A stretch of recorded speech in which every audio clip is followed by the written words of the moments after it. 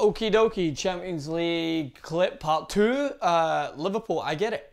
Okay, you watched my clip clearly through a couple of days ago and you thought, you know what, I just don't think that I'm going to listen to what Francis Maxwell is going to say about this club, and we're going to go and send a message. So 7-0 pretty much sends a message, albeit not the best opponent, but I mean, struggling up against Sevilla, who lost as well, and a huge loss in that game, so this group's wide open.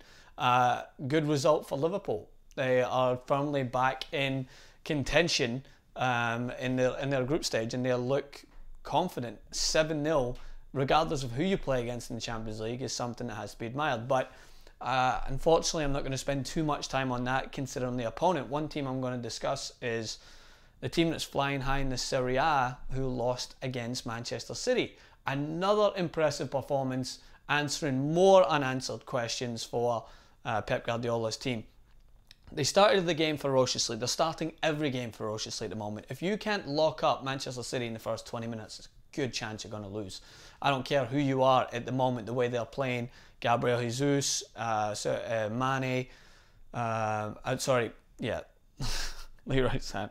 I get mixed up all the time between Sadio Mane and Leroy Sané. But regardless, you know who I'm talking about. And Raheem Sterling and Kevin De Bruyne, who he's doing everything apart from scoring at the moment. I mean, he shot the cannoned off the crossbar.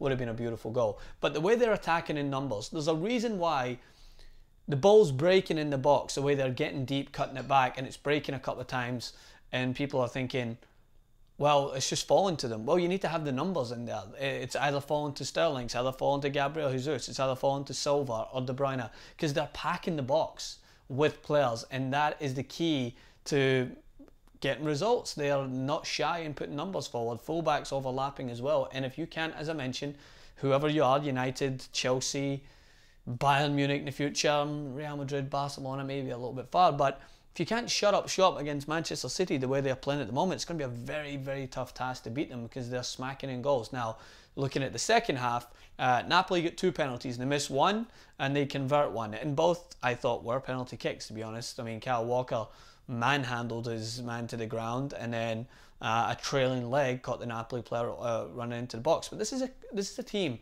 that's 8-8 in the Serie A, so this is no mugs coming to the Etihad. And to get 3 points again is another message. They were maybe lucky to get away, if I'm going to be brutally honest. It could have easily been 2-2, the way Napoli were attacking the second half, starting to find their footing.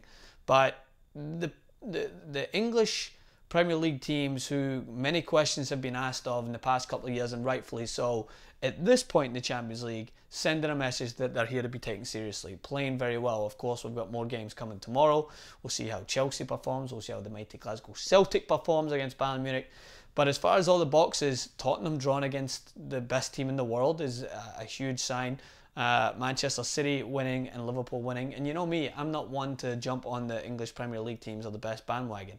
I've always said the league is the most enjoyable. Doesn't mean it's the best, just for me it is the most enjoyable. But the teams have often been embarrassing in comparison, that rhymed, to the bigger, badder opponents across Europe. So good for them, sending a message.